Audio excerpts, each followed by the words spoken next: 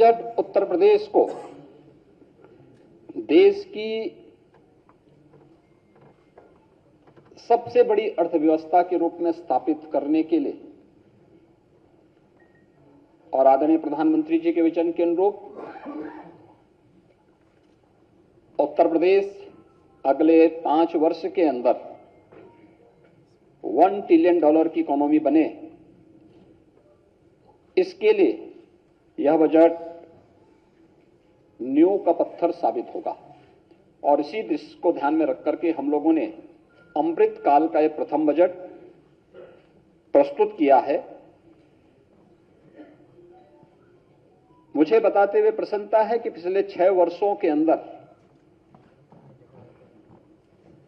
प्रदेश ने जो बजट अपना प्रस्तुत किया है, आज जो बजट प्रस्तुत हुआ है 6,90,000 करोड़ रुपए से अधिक का बजट प्रस्तुत हुआ है।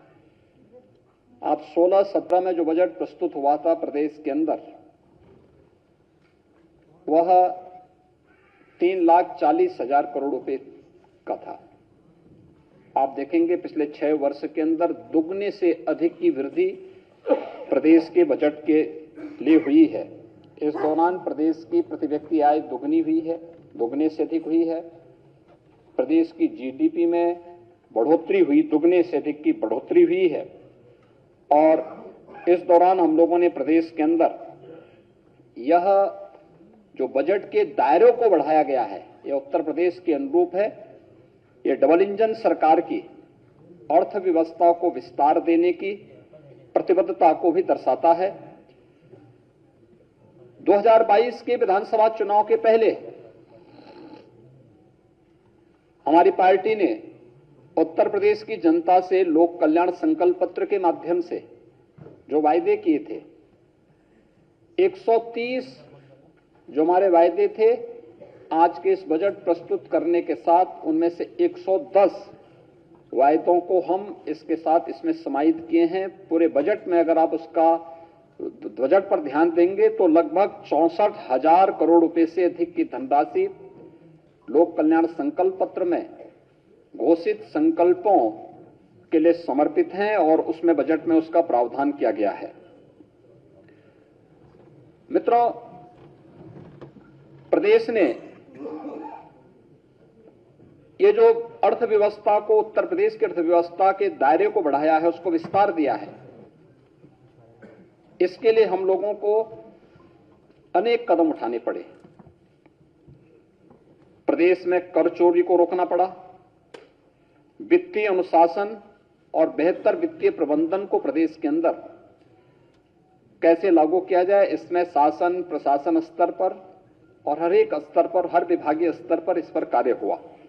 आज उसका परिणाम है कि जहां 2016-17 में राजस्व कर जो प्रदेश को केवल 86,000 करोड़ रुपए का प्राप्त होता था, वह आज 2022-23 के अंदर, यानी इस वित्तीय वर्ष के अंत में मार्च 2023 में जब हम लोग अपने राजस्व कर को देखेंगे तो यह 2,86,000 करोड़ रुपए से बढ़कर के 2,20,000 करोड़ रुपए को पार कर रहा होगा। प्रदेश में 2016-17 में जो सेल टैक्स और वैट से कुल लगभग 51,000 करोड़ रुपए की प्राप्ति होती थी, आज सेल टैक्स और वैट नहीं बल्कि जीएसटी है।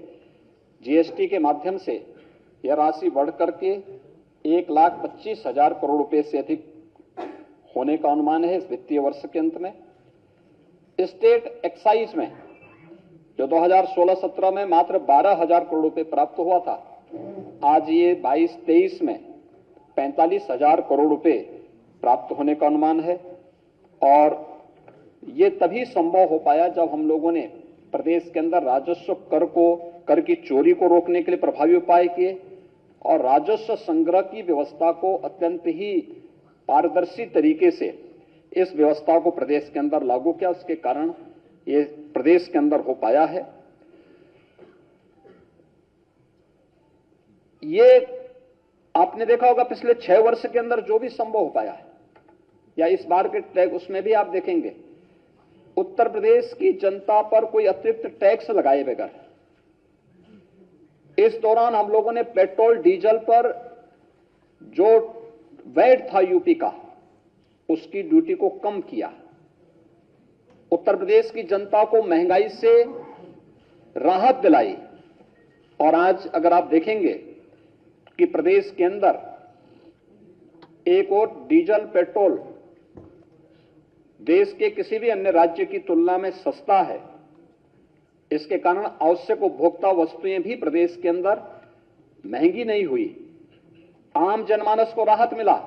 लेकिन पारदर्शी टैक्सेशन की प्रणाली प्रदेश के अंदर लागू करने, टैक्स चोरी को रोकने और राजस्व संग्रह को बढ़ाने का परिणाम आज हमारे सामने है कि प्रदेश ने जो एक रेवेन्यू सरप्लस स्टेट के रूप में आज उत्तर प्रदेश है, और जो हमारे पास रेवेन्यू सरप्लस है उसने प्रदेश के अंदर वर्ल्ड क्लास इंफ्रास्ट्रक्चर को देने में भी एक बड़ी भूमिका का निर्वहन किया। और उत्तर प्रदेश आज देश के अंदर बेहतरीन इंफ्रास्ट्रक्चर देने में सफल हुआ है।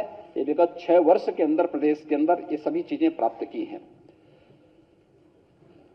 प्रदेश के अंदर आज के इस बजट में जो चीजें आप देखते होंगे, बहुत सारी चीजों की घोषणा इसमें आज यहां पर हुई है। वित्तीय अनुशासन का पूरा पालन किया गया है। इसमें पूरे बजट में अगर आप देखेंगे कुशल वित्तीय प्रबंधन की झलक आपको प्रदेश के अंदर देखने को मिलेगी। राजकोषीय अनुशासन को बनाए रखा गया है। एफआरबीएम एक्ट के अंतर्गत प्रदेश के अंदर जो राजकोषीय जो घाटे का जो निर्धारित सीमा है वह 3.5% से कम करके वह 3.24% तक करने में हमें सफलता प्राप्त हुई है और यह प्रदेश के अंदर वर्तमान में है। बजट के अंदर जो कुछ और चीजें महत्वपूर्ण है वह है 2016-17 में बजट का जो आकार था वह स्वयं के कर का जो उसमें रेशियो था वह केवल 33% था। यानी जो हमारा स्वयं का रेवेन्यू प्रदेश के अंदर था वो उसमें केवल बजट में 33% वो योगदान दे पाता था। शेष ऋणों के माध्यम से या फिर सेंट्रल गवर्नमेंट पे निर्भरता के माध्यम से ही हम करते थे, या फिर उसके बारे में कोई भी हम साइलेंट रह पाते थे। इसका मतलब ये सब घोषणाएं झूठी थी। लेकिन आज जो भी हम कर पा रहे हैं, बजट में दोगुने से अधिक बजट होने के बावजूद बजट को हम लोगों ने लगभग 45 से 46% जो भाग है वह स्वयं के राजस्व से आज प्रदेश प्राप्त कर रहा है।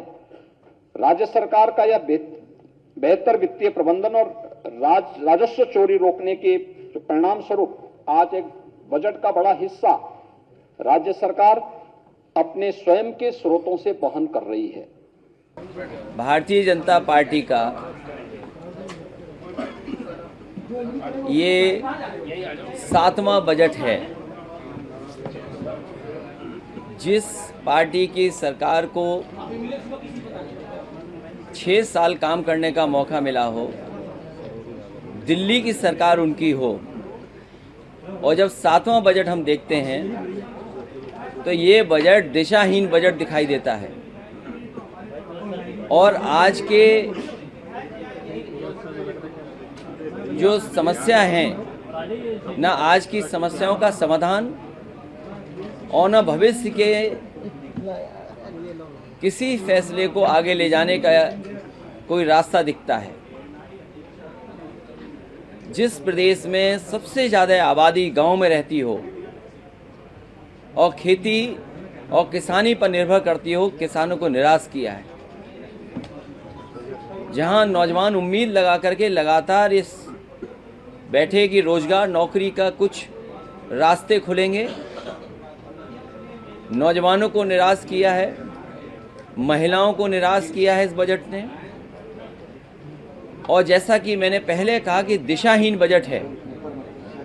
जो Bharatiya Janata party $1 trillion economy का सपना दिखाती हो, मैं आपसे कहना चाहता हूं कि ये वित्त मंत्री और मुख्यमंत्री दोनों कम से कम ये बताएं उत्तर प्रदेश की जनता को, जब मुख्यमंत्री जी ये सपना दिखा रहे हैं $1 ट्रिलियन इकोनॉमी का, तो उत्तर प्रदेश की ग्रोथ रेट क्या हो। जो आज की ग्रोथ रेट उत्तर प्रदेश की है उससे $1 ट्रिलियन की इकोनॉमी कब बन पाएगी।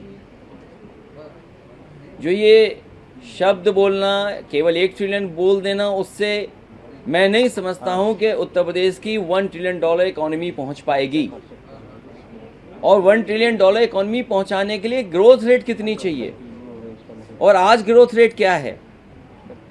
जो बजट दिखाई दे रहा है, जो उसके अंदर पॉलिसी दिखाई दे रही है, मैं नहीं समझता हूं कि $1 trillion economy Bharatiya Janata party की ये सरकार $1 ट्रिलियन इकोनॉमी ला पाएगी, पहुंचा पाएगी इकोनॉमी को। और जब आपकी एग्रीकल्चर ग्रोथ रेट डाउन है, दिल्ली की सरकार ने भी किसानों पे कोई ध्यान नहीं दिया, उसी रास्ते पे ये भारतीय जनता पार्टी की उत्तर प्रदेश की सरकार चल रही है। जब दिल्ली की सरकार ने बजट में कटौती की है, तो यहाँ की भी सरकार बजट की कटौती कर रही है। जो लोग ये कह रहे हों कि इंफ्रास्ट्रक्चर पे काम किया है, मंडी पे कितना काम हुआ है, आज उत्तर प्रदेश की मंडियों की स्थिति क्या है। क्या किसान जाकर के वहाँ अपनी फसल की सही कीमत पा पाएगा। और ये बीजेपी के लोग वो लोग हैं जिन्होंने ये कहा कि 2022 तक किसानों की आय दोगुनी हो जाएगी।